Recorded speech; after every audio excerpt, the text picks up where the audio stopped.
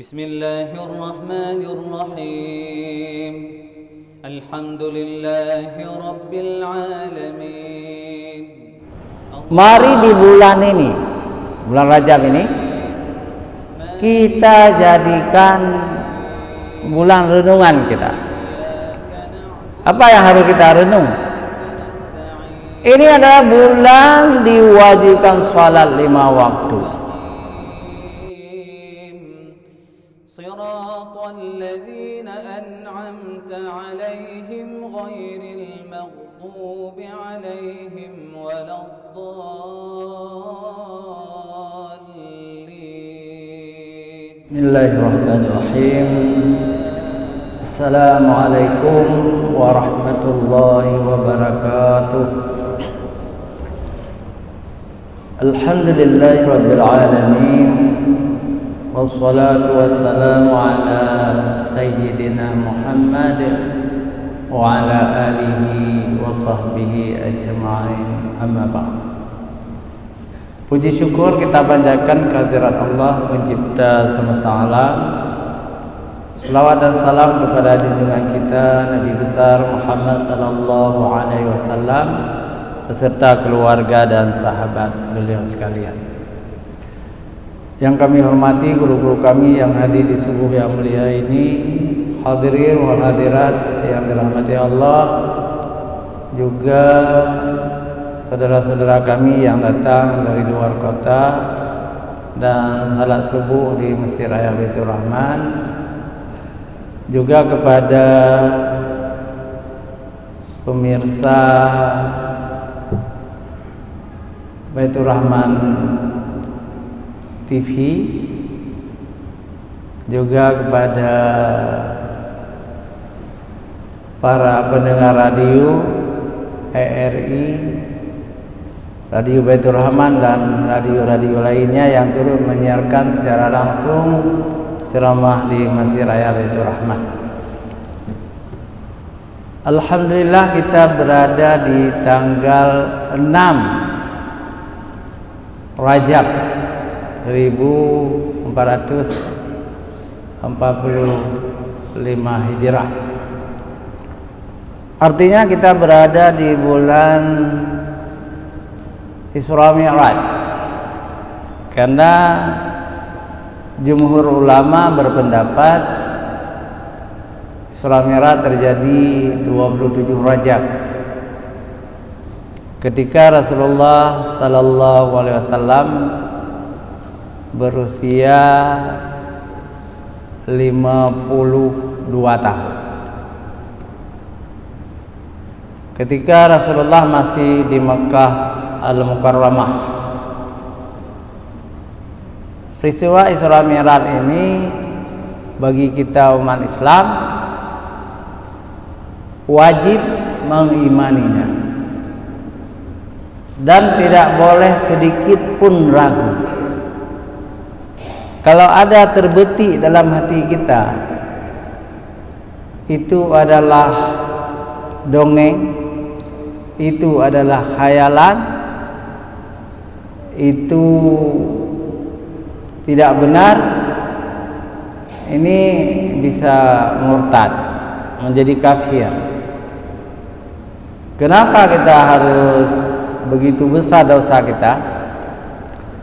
Karena dalam Islam, di samping kita wajib percaya kepada hal-hal yang terjadi masuk akal, tapi wajib juga percaya kepada yang gaib. Gaib di Indonesia akan menjadi yang gaib. Yang gaib artinya tidak bisa dilihat dengan indera, tidak bisa dimatematikan, tidak bisa dibuktikan. Realita, misalnya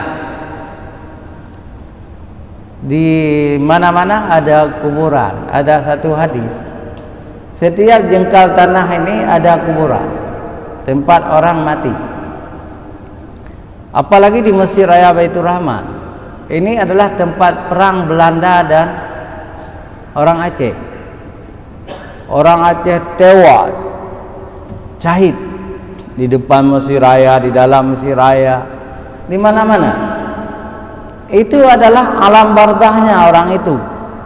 Walaupun sudah dipindah kuburannya, tapi alam bardahnya ada di situ. Jadi di mana-mana itu ada kuburan manusia. Karena jumlah manusia tidak bisa dihitung lagi. Tidak bisa dihitung berapa miliar sudah sejak Nabi Adam sampai sekarang. Setiap jengkal tanah itu ada tempat rubuhnya manusia. Termasuk rumah-rumah kita. Di halaman rumah kita di mana-mana ada. Secara gaib kita wajib percaya ada nikmat kubur dan ada siksa kubur. Cuma Allah menyembunyikan, tidak bisa kita lihat. Tapi wajib beriman kita bahwa adanya siksa kubur, adanya nikmat kubur. Bagaimana siksa kubur? Azab. Allah membuka pintu neraka ke kubur. Sangat panas luar biasa. Dalam hadis juga banyak variasinya. Ada ular, ada kalajengking, ada macam-macam binatang berbisa menggigit, ada cambuk yang dipukul oleh malaikat mungkar. Jadi itu ada sesuatu ya, siksa yang luar biasa terus menerus ya, sampai kiamat. Siapa yang disiksa? Pembangkang dari ajaran tauhid. Misalnya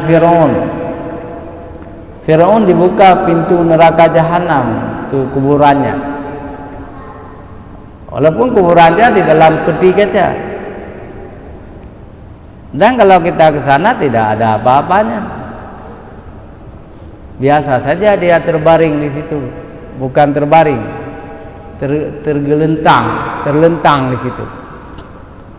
Nah. Tidak ada sisa, tidak ada mempengaruhi kita yang dekatnya. Tetapi sesungguhnya secara gaib dalam Al-Quran dikatakan Firaun itu dibuka pintu jahanam, api. Nah, itu bagi orang-orang yang diberi nikmat kubur itu dibuka pintu surga. Jadi surga dalam kubur itu surga, penuh dengan buah-buahan, penuh dengan nikmat, penuh dengan berbagai buah-buahan, makanan, tempat tidur yang nyenyak. Jadi secara gaib, kalau kita pergi ke kuburan tidak nampak apa-apa. Ini yang perlu kita imani. Itu baru sisa kubur, ada yang lainnya. Jadi dalam subuh ini, ini jemaahnya sedikit, tapi penuh ini dengan malaikat dan jin Islam. Mereka sama-sama salat jamaah dengan kita tadi. Tidak nampak, tapi wajib kita beriman bahwa malaikat itu ada, jin itu ada. Itu juga gaib.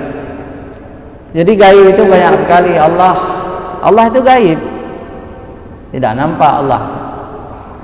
Bagaimana kita buktikan adanya Allah? Itulah dengan keimanan. Karena kita beriman Allah telah berfirman dalam Al-Quran bahwa beliau ada. Beliau pencipta langit dan bumi dan kedua isinya, menghidupkan, mematikan. Allah yang menjadi lautan, Allah yang menjadi ikan-ikan, Allah yang menjadi danau-danau, segalanya, matahari, bulan, bintang. Maka kita wajib beriman, tidak boleh ragu. Dari hal-hal ini kita ingin membawa ke Isra Mi'raj. Isra Mi'raj ini wajib kita imani. Nah, apalagi dalam Al-Quran Allah telah memberitahukan. A'udzubillahi minasyaitonirrajim. Bismillahirrahmanirrahim. Subhanalladzi asra bi'abdihi lailan minal masjidil harami ilal masjidil aqsa alladzi barakna haulahu linuriyahu min ayatina innahu huwas samiul basir. Surat Isra ayat 1. Maha suci Allah yang telah memperjalankan hambanya di malam hari. Apa makna di sini? Kalau Allah memulai firman-Nya dengan subhanallah, subhanalladzi, itu artinya sesuatu yang ta'ajjub. Ta'ajjub itu sesuatu yang sangat luar biasa, sesuatu yang menunjukkan Allah itu sangat besar, Allah itu sangat mampu menjalankan hambanya. Jadi Rasulullah itu dijalankan, dibawa, bukan pergi sendiri tanpa dipandu, tidak, tapi dipandu oleh kekasih Allah yang lain, makhluk yang lain, namanya malaikat Jibril. Rasulullah dalam perjalanan Isra Mi'raj itu dipandu gaib. Bahasa sekarang gaib. Dipandu oleh Jibril alaihissalam. Dari mana? Dari Makkah, minal Masjidil Haram di Makkah, ilal Masjidil Aqsa, ke Masjidil Aqsa di Palestina. Itu di malam hari kejadiannya, sekejap saja, waktunya sekejap saja. Itu Allah mampu, kalau manusia tidak mampu. Apollo saja, stranger saja tidak bisa berbulan-bulan, apalagi diciptakan bertahun-tahun. Tapi kalau malaikat yang memandu, Allah yang menyuruh, itu sekejap saja. Dan dari Masjidil Haram di Makkah ke Masjidil Aqsa yang jaraknya itu ribuan kilometer dari Makkah ke Palestina. Jadi Baitul Maqdis itu di Palestina. Itu dengan kendaraan surga, yakni burak. Burak itu artinya kilat, secepat kilat terbangnya. Burak itu dalam hadis binatang dari surga yang berbentuk kuda, tapi lebih kecil dari kuda, lebih besar dari keledai, kira-kira sebesar begal. Begal itu peranakan kuda dengan keledai. Dan burak ini bersayap, terbang dia dengan sayapnya. Apakah seperti wajah perempuan yang cantik? Dulu begitu kita dengar dari orang-orang tua kita. Tapi akhir-akhir ini ada ulama-ulama yang berpendapat tidak seperti itu. Karena orang-orang Yahudi dan Nasrani sering menuduh Rasulullah itu suka perempuan, apalagi istrinya banyak Rasulullah, kendaraannya juga harus seperti perempuan. Dan kalau kita cari hadis sahih juga tidak ada menggambarkan burak itu seperti wajah perempuan cantik. Tapi gambar-gambar yang dibuat oleh manusia, gambar yang paling tua adalah gambar yang dilukis sangat indah oleh Sultan Muhammad. Sultan Muhammad ini sultan dari Turki, 1586 Masehi. Sudah 700 tahun gambar itu, dan sekarang disimpan di Museum London, di Museum London, Inggris. Nah, ini saya ingin tanya dulu sama seorang yang pernah tinggal 2 tahun 3 tahun di London, Pak Haji Darmawan. Pernah ke museum itu, Pak? Tidak. Ya, saya juga belum. Dan susah kita ke Inggris. Inggris itu Yahudinya juga. Bangsa Inggris itu pendiri Israel dengan Amerika. Tapi di London itu mereka jujur memelihara benda-benda bersejarah. Salah satu yang disimpan di situ adalah gambar burak yang dilukis oleh Sultan Muhammad. Gambar burak itu seperti itu memang. Jadi berwajah perempuan, ada kulah kamanya, tapi kulah kama itu di atas kepalanya itu perempuan itu, tapi berbadan kuda, ekornya seperti kuda, kakinya seperti kuda. Nah, kembali ke hadis. Di dalam hadis digambarkan kalau burak itu mendaki gunung, kaki belakangnya panjang, kaki depannya pendek. Kalau turun gunung, kaki depannya panjang, kaki belakangnya pendek, supaya Nabi tidak tidak miring, tidak ke belakang. Tapi semua itu harus kita percaya secara gaib semuanya. Yang jelas burak itu ditambat oleh Rasulullah sallallahu alaihi wasallam di halaman Masjidil Aqsa, Palestina. Rupanya di komplek itu sekarang ada 3 masjid. Masjid yang besar adalah Masjidil Aqsa namanya. Tapi di belakang Masjidil Aqsa itu ada Masjid Burak, tempat Rasulullah menambat burak.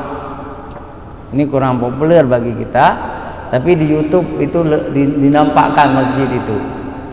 Yang ketiga, Masjid Kubah Emas, Dome of the Rock, itu masjid kubah batu, di dalamnya ada batu, dan masjid itu adalah masjid yang dibangun oleh Khalifah Bani Umayyah.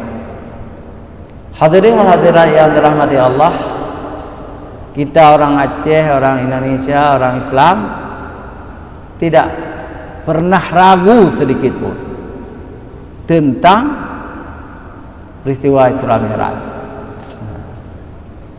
Allah ingin memperlihatkan kepada Rasulullah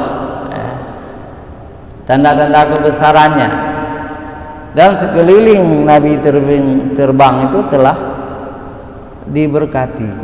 Arti diberkati itu banyak terjemahan ulama. Yang pertama, diberkati secara ilmu modern.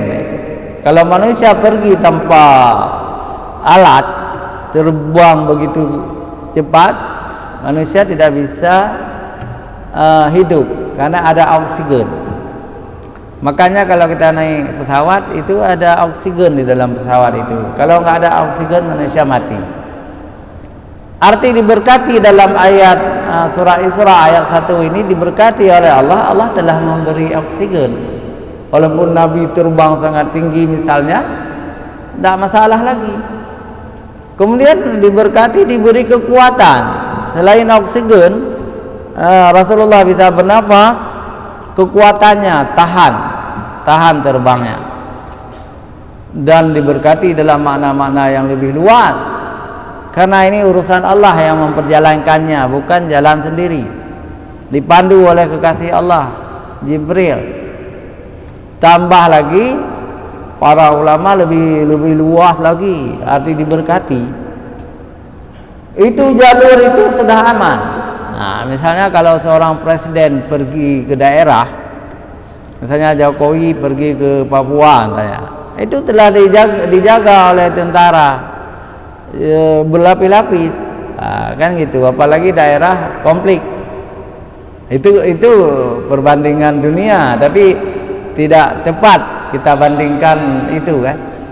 Ini Allah dan malaikat yang menjaganya. Nah, jadi tidak sama dengan manusia. Allah dan malaikat yang menjaganya. Bahkan ulama menyebutkan sampai sekarang jalur itu diberkati oleh Allah. Negara-negara yang jalur penerbangan Rasulullah dari Masjidil Haram ke Masjidil Aqsa itu ada 3 negara sekarang. Yang pertama Arab Saudi, yang kedua Yordania, yang ketiga itulah Palestina. Diberkati. Bagaimana diberkati? Kalau Arab Saudi oke lah, sangat kaya raya. Yordania juga sangat kaya raya. Palestina dijajah malah.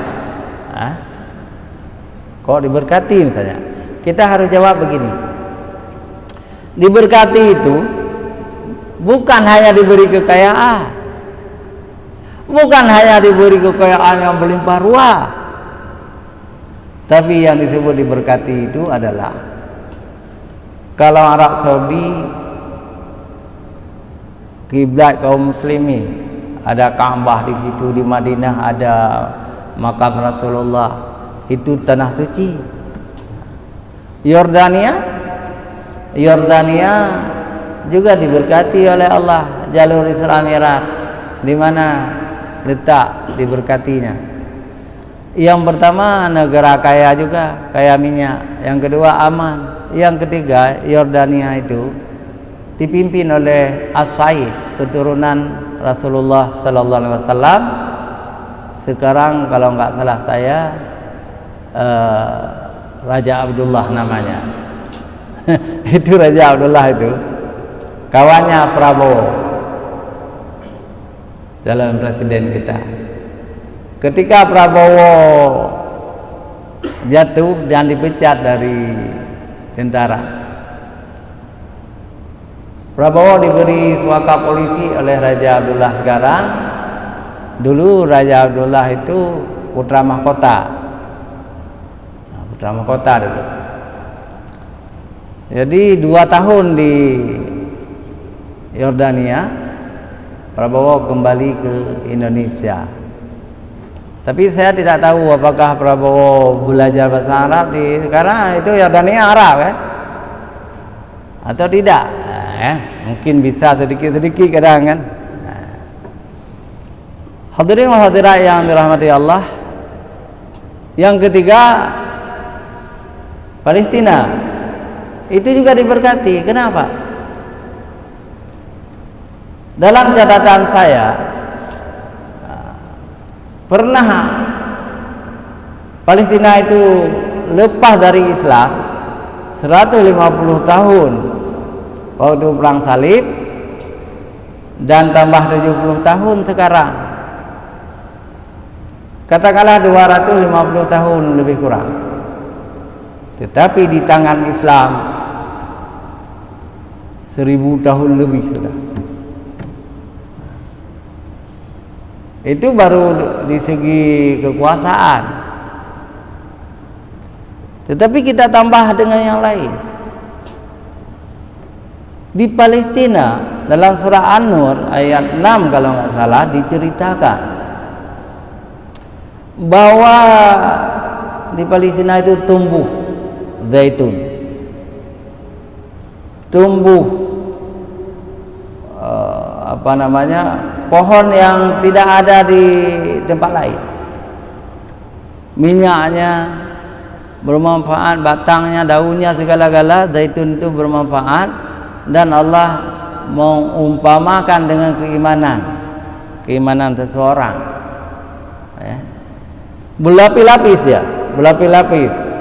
Nurun fauqa apa? Oh, cahaya di atas saya, nurun fauqa nuri. Jadi pohon zaitun itu luar biasa. Jadi obat-obat, minyaknya juga jadi obat. Itu di Palestina. Tapi lebih dari itu ada sesuatu yang rahasia Allah diberikan kepada kita, rahasia itu berdasarkan hadis-hadis Nabi dan pendapat ulama. Nanti ini apa namanya, pemikiran Islam, jadi bukan ayat, bukan hadis, ya. Penghuni surga nanti banyak sekali orang Palestina, karena syahid dibunuh oleh kafir.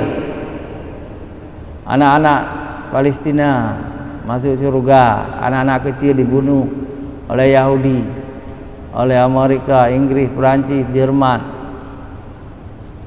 Orang tua itu sudah berapa puluh ribu sudah syahid, penghuni surga semua. Malah negara-negara yang aman, ulamanya tidak mau berjihad, pahlawan-pahlawannya tidak mau berjihad, dia menikmati karunia Allah, nikmat Allah yang luar biasa kepada mereka. Mobil-mobil mewah, rumah-rumah mewah, gedung-gedung mewah, mereka bersenang-senang, menari-nari, menelanjangi perempuan di negara-negara itu, minuman-minuman keras di negara itu jalan-jalan penghuni jahanam hari akhirat. Sedih sekali kita baca bagaimana Bahrain, sebuah pulau di Arab, itu Bahrain itu pulau, ya. Apa yang tidak ada situ? Pelacur, minuman keras. Padahal Arab, orang Arab itu, Bahrain itu negara Arab, tapi penuh dengan kemaksiatan, penuh dengan kemaksiatan. Qatar juga tidak kalahnya sekarang ini. Malah Arab Saudi, Pangeran Muhammad sekarang ini sudah mulai membolehkan tidur di hotel-hotel di Arab Saudi, kecuali Mekah, Madinah, boleh tidak menampakkan surat nikah. Ada apa namanya, pertandingan musik, pertandingan tinju, pertandingan macam-macam, itu di Riyadh, minuman keras macam-macam. Itu tidak mungkin masuk surga bagi pemimpin yang menghalalkan yang telah diharamkan oleh Allah Subhanahu wa taala. Tidak mungkin masuk surga. Maka disinilah rahasia Allah. Orang-orang Palestina lebih banyak masuk surga karena mereka berjihad melawan Yahudi, tidak takut, tidak gentar. Padahal mereka itu lemah, ekonominya lemah, senjatanya lemah, tapi tidak pernah mengatakan kami menyerah kepadamu Yahudi, kami berjuang sampai titik darah terakhir.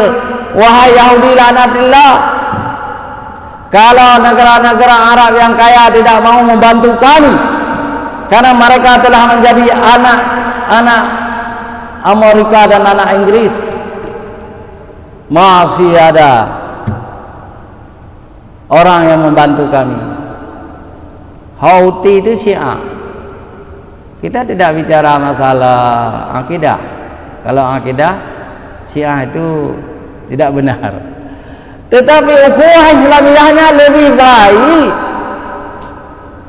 ketimbang yang menamakan dirinya Sunni. Mesir dia, Arab Saudi dia. Mungkin ada juga bantuan, tapi tidak terang-terangan, takut kepada Amerika. Ada mungkin bantuan, ya. Malah terjadi gencatan senjata itu peran Mesir, peran Arab Saudi juga, dan negara-negara lain. Tetapi Syiah, Hizbullah dari Lebanon membantu. Yang dibantu itu siapa? Orang Gaza. Gaza bahasa Arab, tempat lahir Imam Syafi'i. Jadi bahasa Inggris Gaza, bahasa Arab Gaza. Itu tempat lahir Imam Syafi'i dan sejumlah ulama-ulama besar lain. Dibantu sekarang. Alhamdulillah kita dengar yang membantu bukan hanya orang-orang Islam Syiah, juga orang Islam Sunni, termasuk kita Indonesia. Kita Sunni nih, Indonesia, kita bantu. Tapi Allah juga menyuruh membantu sama orang kafir, orang komunis tuh, Korea Selatan, Korea Utara.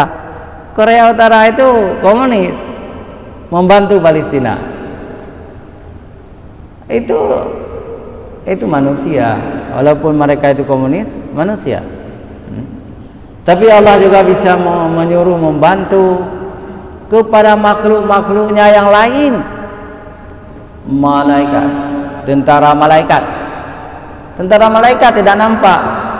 Dalam perang Badar, perang Uhud, itu ada tentara malaikat membantu umat Islam, membantu Rasulullah. Jadi Allah juga bisa mengirim tentara malaikat kepada orang-orang Gaza untuk mengalahkan tentara Israel dan Amerika. Bisa jadi. Tapi yang paling hebat, senjata mukmin adalah qunut nazilah. Doa-doa di pesantren di Aceh, doa-doa di masjid, di mana-mana.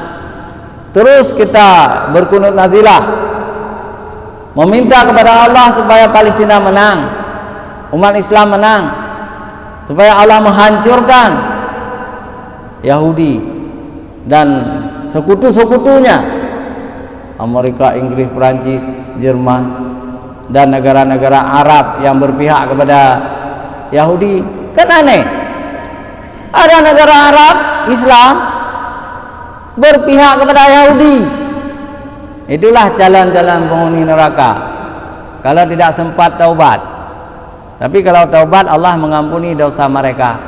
Kok berpihak kepada Yahudi, tidak mau membantu Palestina? Aneh kan? Tapi begitulah ketika mereka menjadi ketakutan. Kepada siapa mereka takut? Kepada Yahudi, kepada Amerika, karena tidak dikasih bantuan nanti.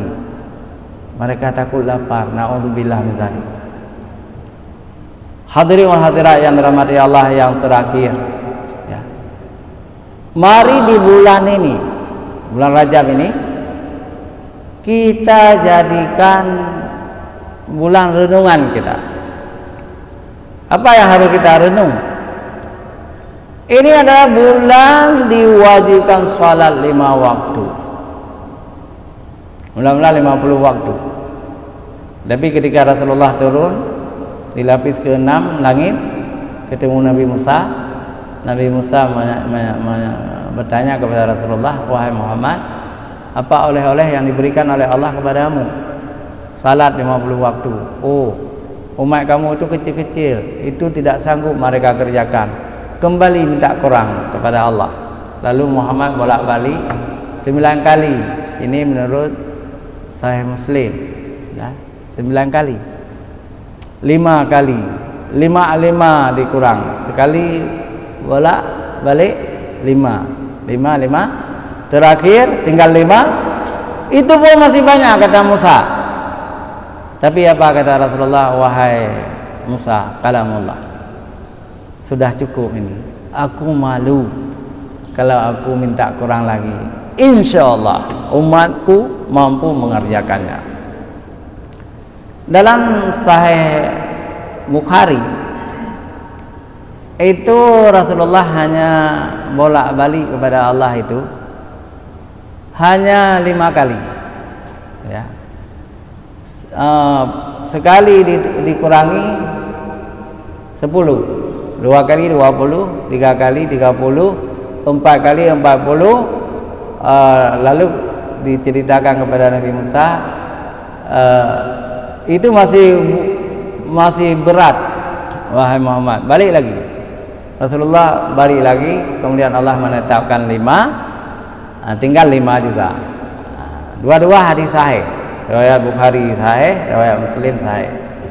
Itu urusan Allah. Yang jelas yang masih tersisa wajib bagi kita 5 waktu. Itu tiang Islam, imaduddin, tiang agama. Tidak boleh kita tinggalkan, apalagi sengaja. Kalau sengaja kita menjadi kafir. Nah, wajib fardu ain. Tidak boleh kita sia-siakan. Itulah modal kita untuk akhirat kita, karena kita semua akan mati. Tidak ada yang hidup selama-lamanya. Hadirin wal hadirat yang dirahmati Allah, sebagai turut berduka cita yang dalam, kita juga ingin mengucapkan inna lillahi wa inna ilaihi raji'un. Yang pertama kepada Bapak Ustadz Zailani, penceramah sembuh Mesir Raya tentang kesehatan, ya. Beliau sudah pulang ke rahmatullah, kalau nggak salah 2 minggu yang lalu. Itulah kira-kira. Semoga Allah mengampuni dosa-dosa beliau. Dan yang kedua, tokoh Aceh juga, jemaah tetap subuh Mesir Raya Baitur Rahman, Dr. Muhammad Hasan Yakub. Jasanya kepada Aceh, yang pertama beliau kepala SMA 3, SMA favorit dulu, ya. Kemudian mendirikan pesantren modal bangsa, kemudian SMA modal bangsa, juga sudah kembali ke hadirat Allah Subhanahu wa taala. Dan selanjutnya juga banyak yang tidak kita kenal tapi tidak muncul lagi di Mesir Raya. Begitulah hidup ini, kadang-kadang meninggal kita tidak tahu.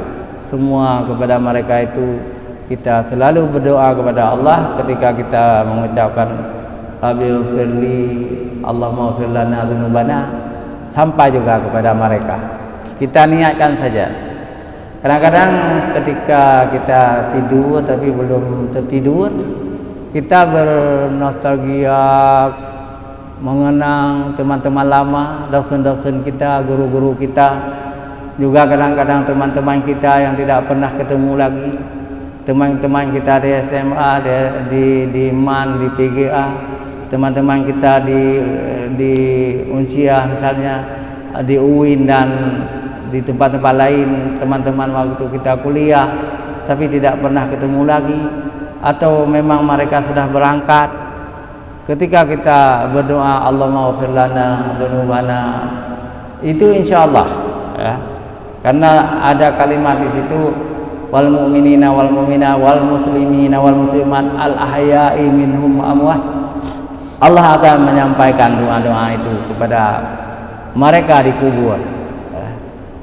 Mengenang kebaikan dari orang-orang baik, itu hukumnya dapat pahala.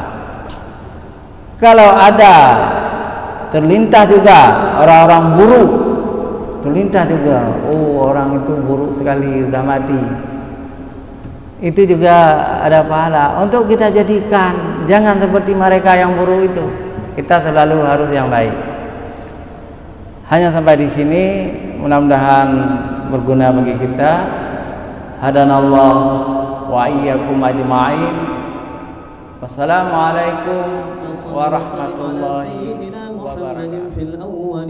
وصل وسلم على سيدنا محمد في الآخرين وصل وسلم على سيدنا محمد في النبيين وصل وسلم على سيدنا محمد في المرسلين وصل وسلم على سيدنا محمد في الملأ الأعلى إلى يوم الدين وصل وسلم على سيدنا محمد وعلى آله وصحبه أجمعين ولقد أشرت لنعت من أوصافه تحيي القلوب تهيج الأشجانا والله قد أثنى عليه فما يساوي القول منا أو يكون ثنانا لكن حبا في السرائر قد دعا لمديح صفوة ربنا وحدانا وإذ امتزجنا بالمودة هاهنا نرفع أيدي فخرنا ورجانا للواحد الأحد العلي إلهنا متوسلين بمن إليه دعانا مختاره وحبيبه وصفيه زين الوجود به الإله حبانا يا ربنا يا ربنا يا ربنا بالمصطفى اقبلنا أجب دعوانا أنت لنا يا ذخرنا في هذه الدنيا وفي أخرانا أصلح لنا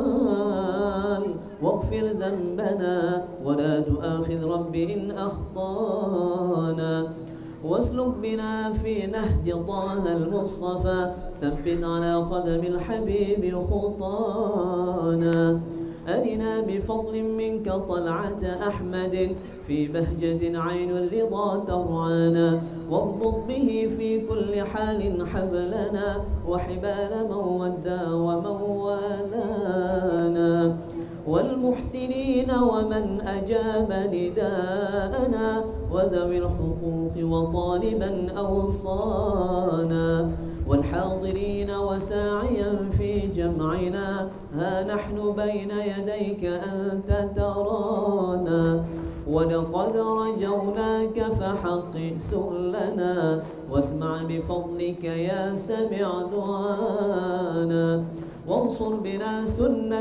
طه في بقاع الأرض واقمع كل من عادانا وانظر إلينا واسقنا كأس الهنا واشفي وعاف عاجلا مرضانا واقضي لنا الحاجات وأحسن ختمنا عند الممات وأصلحا عقبانا يا ربي واجمعنا وأحبابا لنا في دارك الفردوس يا رجوانا يا ربي واجمعنا وأحبابا لنا في دارك الفردوس يا رجوانا يا ربي واجمعنا وأحبابا لنا في دارك الفردوس يا رجوانا بالمصطفى صل عليه وآله ما حركت ريح الصبا أغصانا